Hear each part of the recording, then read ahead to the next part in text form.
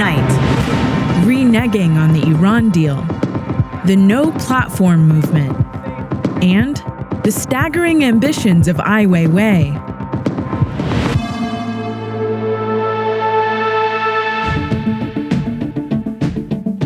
At least 43 people are dead after heavy rain caused flooding and landslides in northern and central Vietnam. At least 16,000 homes are underwater, and 200,000 people have been ordered to evacuate. The area is prone to periodic flooding, but the country's agriculture minister says the deluge is the worst they've seen in the last decade. President Trump signed an executive order aimed at creating health insurance options that don't have to meet the standards laid out by the Affordable Care Act. It instructs the federal government to allow small businesses and others to band together and purchase health care plans without Obamacare's required essential benefits, which include maternity care and prescription drugs. Those cheaper plans could lure healthier customers away from plans offered under Obamacare, driving up the cost for sicker people who remain in the ACA marketplace. Sheryl Sandberg says the roughly 3,000 Russia-linked political ads that ran on Facebook during the 2016 election should be released to the public. Congress is using the ads in its investigation into Russian interference, and the Facebook COO says the company will provide additional information as to who was targeted and how they were chosen. Things happened on our platform in this election that should not have happened. These are threats, these are challenges, but we will do everything we can to defeat them because our values are worth defending. President Trump has nominated Barry Myers, the chief executive of AccuWeather, to run the National Oceanic and Atmospheric Administration. Myers, who has no scientific qualifications, still needs to be confirmed by the Senate. AccuWeather, a for-profit company, relies heavily on data from the National Weather Service, which is part of NOAA. And in the past, Myers has supported attempts to limit how much information the Weather Service can provide directly to the public.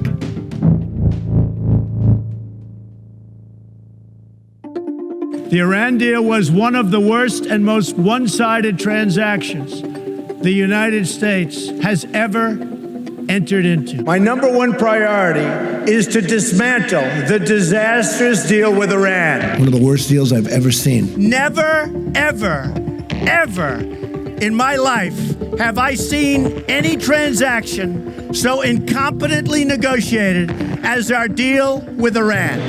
After years of making his feelings about the U.S.-Iran nuclear deal unambiguous, President Trump is finally set to take action on the Obama-era agreement, which eased sanctions on Iran in exchange for promises it would stop pursuing a nuclear weapon. So when Trump speaks about the deal tomorrow, why is he expected to declare something ambiguous? Shauna Thomas explains. A lot of people in Congress, Republicans and Democrats, weren't super happy with the Iran deal back when it was being negotiated. That included Democratic Senator Ben Cardin. I didn't like the deal when it was presented to us. I still don't like the agreement. Cardin and others were worried that it was too permissive of Iran's bad behavior in the region, like their support of terrorist activities in other countries. And to a certain extent, they've been proven right. But the deal's opponents couldn't stop it from moving forward. Instead, Senator Cardin helped write a law that gave Congress some power over how America's role in the deal would play out. That law requires the President of the United States to recertify that Iran is holding up their end of the bargain every 90 days. The next deadline is Sunday, and all signs point to Trump not recertifying the deal. A lot of members of Congress do not support this move. But in reality, decertifying the deal is not the same as the United States pulling out of it. Trump knows that. This is a presidential escape act. Here's how the trick works. Trump says Iran isn't complying with the spirit of the deal and then tells Congress that they need to do something about it. He's going to challenge Congress to make the agreement better. It's going to make it more difficult for us to enforce the nuclear part of the agreement. It's going to make it more difficult for us to get our partners to deal with Iran's non-nuclear violations. And it opens space for both China and Russia to play a more important role than the United States in regards to Iran.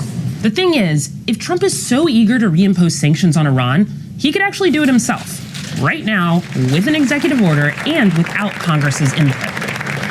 But if he decertifies and then punts to Congress, he gets to have it both ways, like magic. He can tell his fans that he's going hard on Iran, but leave it to those suckers on the Hill to figure out whether they actually want to abandon the deal and go back to sanctions. So do you think he's putting his Republican colleagues in a box? I think that he doesn't know what comes next, and he's kind of happy about that. He likes to mix things up. But I believe Secretary Tillerson or, McMaster, General Kelly, you don't think they know what comes next? I think they're appeasing the president, and they know the president did not want to certify this. I think they have concerns. What develops after that is unclear. What is the international response? Unclear. But here's the hitch. Trump just making this very public move puts the deal on uncertain ground. And any move to reimpose sanctions could give Iran cover to ramp up their nuclear program again, the very thing Trump wants to stop. Well, it won't be just Iran seeing us in breach of the deal. The international community will see us in breach of the agreements. America will lose its standing. Others will fill that void, and Iran will get a pass. So it's the worst of all possible outcomes.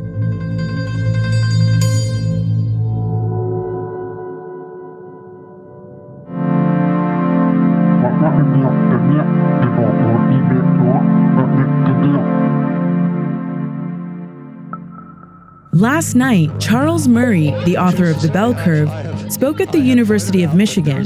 The 23-year-old book, which famously argued that black people on average had lower IQs than whites, has been widely discredited, and Murray has long been considered irrelevant. But that changed after a talk he gave at Middlebury College this March was shut down by activists who shouted him off stage, using tactics that have been condemned by both liberal and conservative pundits. Since then, Murray's made a comeback and become a hot ticket among campus conservatives. I go to college campuses pretty much if anybody asks me to. At this point, I'm especially eager to accept them because I don't want people like me to back off from going to universities because of protests. People who are faculty members in campuses say there has been a change in students over the last decade. They're much more ready to be offended, ready to be upset, ready to be triggered than they were before. What are the things that you're saying that people get offended by? Because I had a chapter in a book. I should rephrase that. They've never read this book. So you feel like most of the people who are protesting you have never read a paragraph of your work? I think that's probably true. As Charles Murray has shown up to more and more campuses, activists have begun to disagree on how to protest his presence.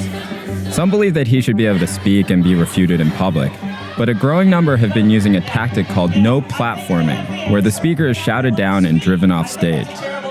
We have to kind of decide where we are going to stand on it, because shutting down speakers like him has already resulted in lawmakers trying to defund universities and universities drafting new policies to expel students if they do it.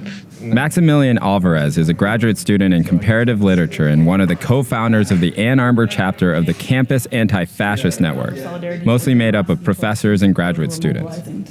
Why is so much of the focus on this one scholar? Here at the University of Michigan, on October 3rd at a residence hall, flyers were put up saying, among other things, "Make America White Again." They put side by side the notoriously low black admissions rates at the University of Michigan alongside the comparative IQ rates that Murray uses in his book to differentiate whites and blacks. And under those lines, there was the message that the system isn't racist, but nature is. What's the plan for tomorrow? So the plan for tomorrow is to provide an informational protest to draw people's attention in the center of campus to the serious flaws in Murray's scholarship. And then we will also kind of rally people to head over to the talk and hear what he has to say. Charles Murray, get out of town! By any means necessary, shut him down! We're here to shut down the white supremacist Charles Murray. Is that right? Woo! Not everyone on campus believes Murray should have the right to speak. Keisha Wall is a junior at Michigan and co-organizer of Stop Trump Ann Arbor, an anti-racism and immigrant rights organization. When I say that fascists should not be given a platform, I don't mean that figuratively. I mean that completely literally. Fascist theorists should not be given a platform. Fascist ideologies should not be given a platform. Now for our introduction, Dr. Charles Murray. You can ask questions, you can make statements about things I have actually said and ask me to defend them, or we can talk about any issues you want to regarding free speech.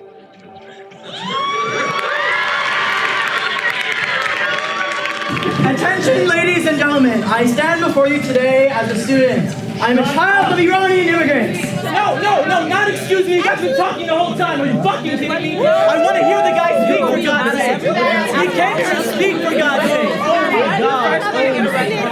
What you've done with your book is you said, when I go and work against other PhDs, people who have worked just as hard as me, that on average, I'm going to be worse. The worst possible outcome you can have. The worst, and no. That was a good interchange.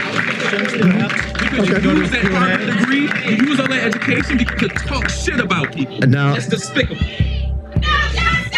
No peace! No racism! No peace!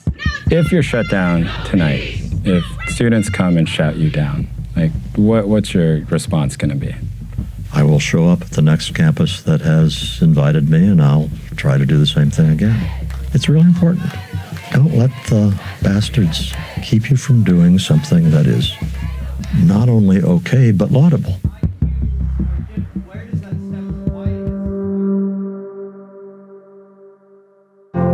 ALEC, the American Legislative Exchange Council, is like IKEA for laws. If a state legislator wants to combat illegal immigration, or fight gun control, or stop overzealous regulation, she can go to ALEC and get a piece of expertly worded legislation right off the shelf. All she has to do is take it back home and get it passed. Presto, a law. ALEC is incredibly effective, with as many as 200 model bills passed into law each year. It's also unapologetically right-wing and pro-business.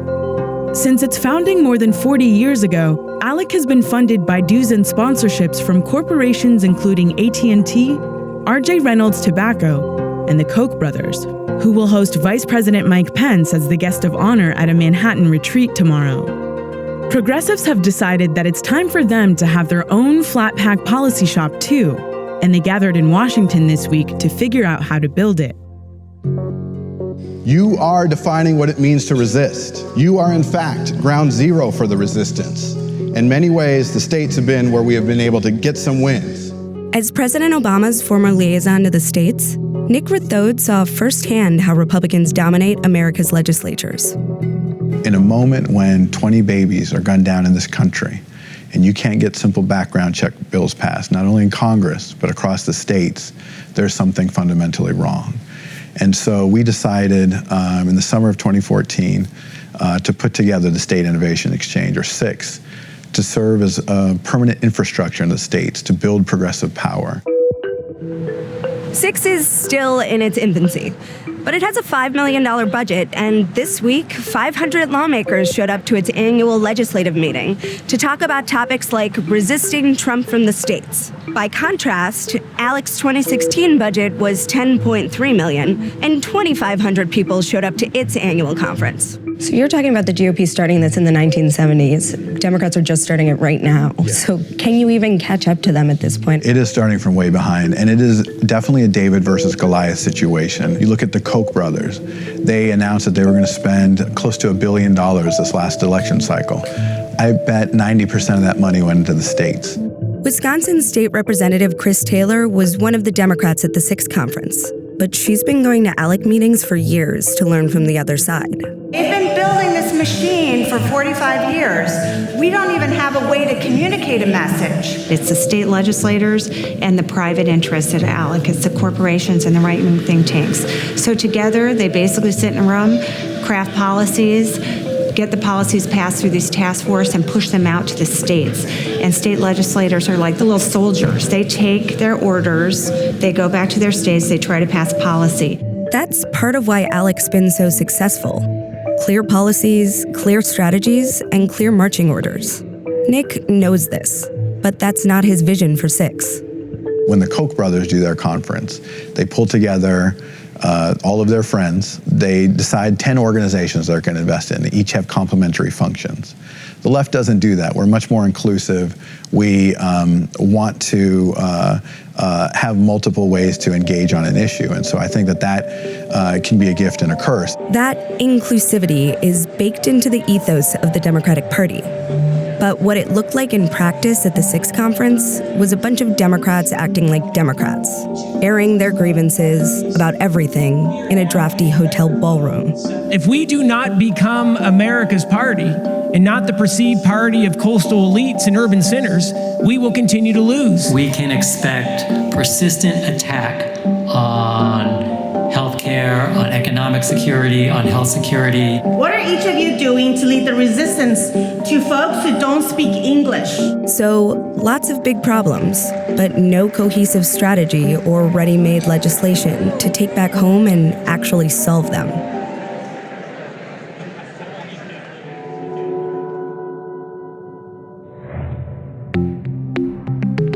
This week alone, close to 1,100 migrants arrived in Italy, where they'll join more than 100,000 who have entered the country so far this year.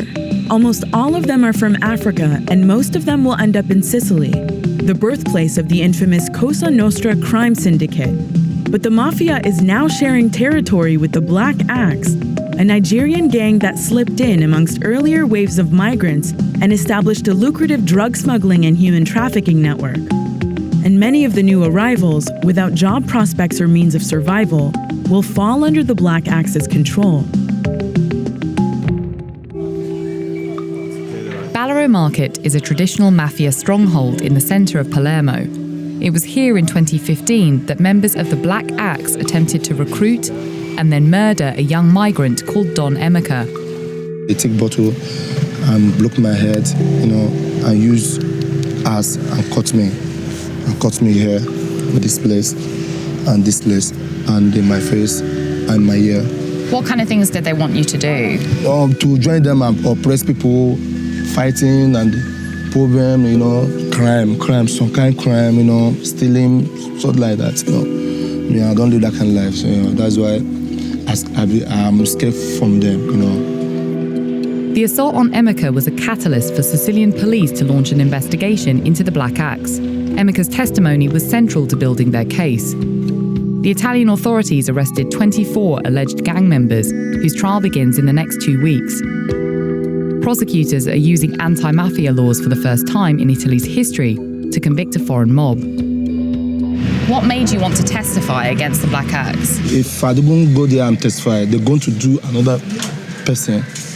That's why I go to there and testify so that they can't hurt another person again.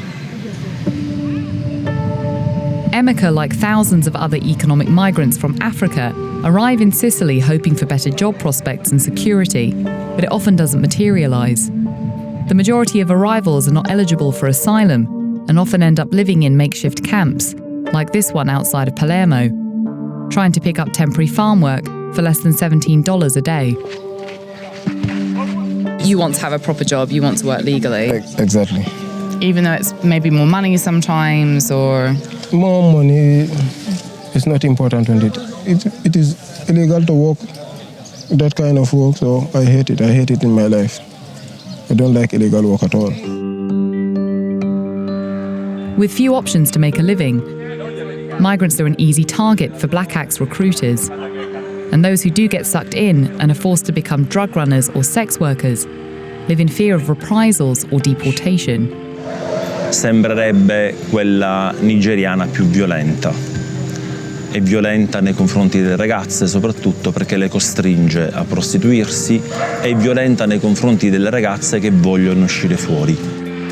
Father Enzo is a priest in Ballarò who spent years rehabilitating Italian criminals. Now, though, he works mostly with migrants involved in the sex and drug trade. Enzo says that while he sees the power and reach of foreign gangs growing, the mafia is still very much in charge here. Ma c'è un'altra violenza che è quella dell'omertà, quella del silenzio, quello di non cambiare le cose, quello di controllare il territorio, che questo lo fa Cosa Nostra e continua ad essere molto presente nel territorio palermitano. Vice News has obtained undercover police surveillance footage of two Cosa Nostra mafia bosses, Giovanni and Giuseppe Di Giacomo, debating how to control the Black Axe working in their territory. Giovanni is currently serving a life sentence. Giuseppe was gunned down and killed in Palermo not long after this recording.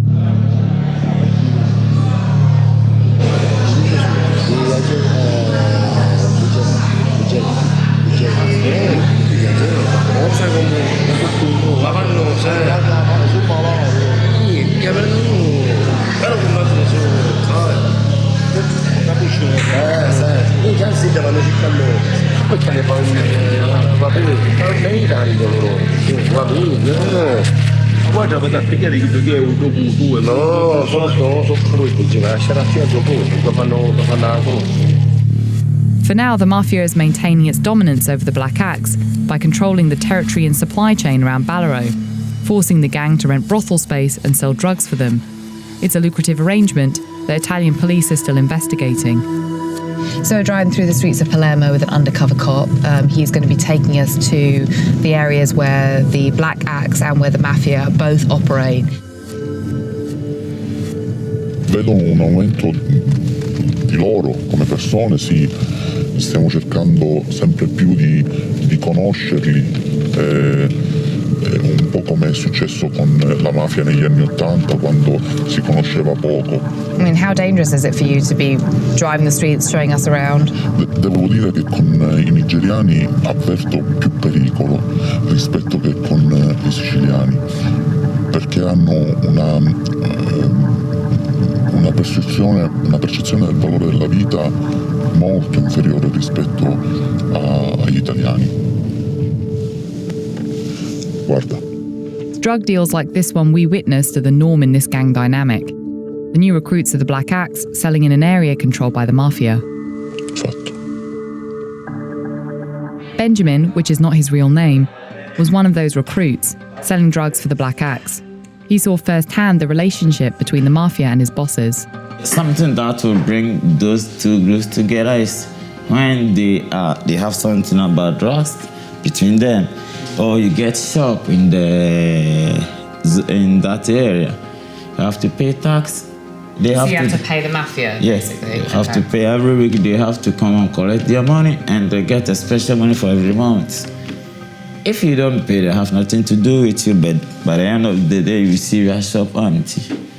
If you are Nigerian broadcast, you go there, then you fuck up, they will beat you.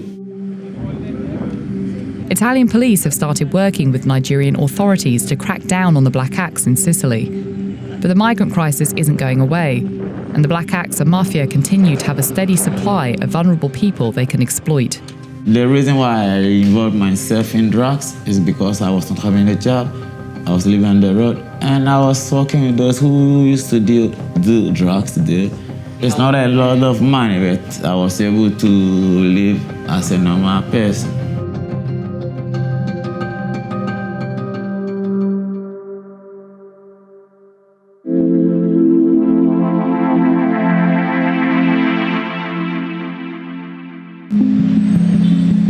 The artist, activist, and dissident Wei Wei is in New York this week to open Good Fences Make Good Neighbors, his monumental response to the global migration crisis, and his largest public exhibition to date.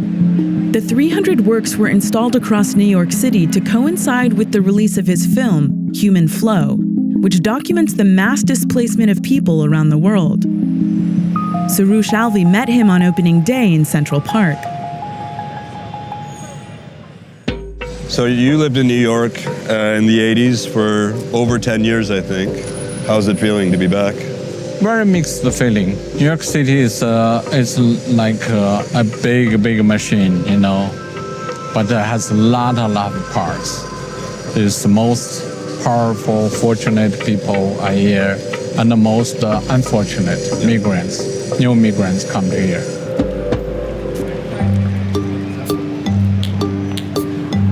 That's what I was doing So this is what you were doing in New York before you went back to China? Yeah. You know, those people may be also Chinese.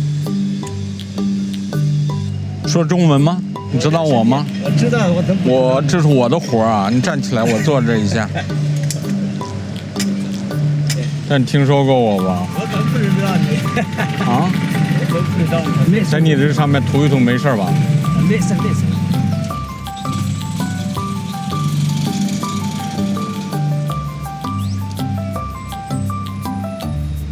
Thank you so much, huh? Okay. You're not going to sign it? You'd be doing the girl a big favor if you signed it. 你好，怎么回事？你怎么什么意思？我看见你了，欧巴斯，现在怎么样？好吧？好，很好。OK， 再进来了。把你的也写上啊。OK， 谢谢你，谢谢。OK， bye。OK， 拜拜。What's my job? I would have people wait on lines. Yeah. I would love to talk about the film Human Flow. Because this refugee situation really get out of hand, in some way I can put myself in the situation to challenge myself as an artist or human rights defender. I'm more interested about the politics on the one side, the human being, the humanity, human faces on the other side. You have been thinking about this topic for a very long time. Have you thought about what some solutions could be? It looks complicated, but think about this is a human condition in 21st century at a globalization. So if that's a human problem, it can be solved by humans easily. This problem only can be solved by us, by human beings, until we have a moral and political understanding of the situation.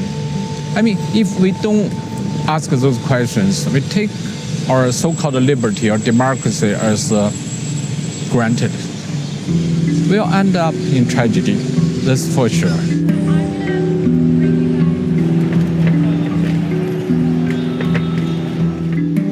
When these people are walking by, what are you hoping that they're going to be thinking about when they see this? This is a piece related to refugee condition, related to migrants, related to borders, fences, territory, nationalism, and our society become more divided. So as an artist, I always trying to find a language to extend my concern and to build up a platform for people to make some kind of argument.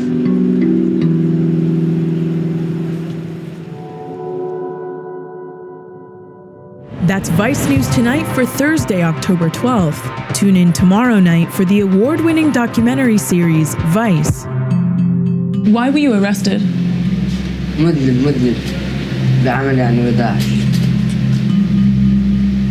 Do you understand why so many of your fellow Iraqis would never want you to come back into Iraqi society? They're scared that you're a threat to the community.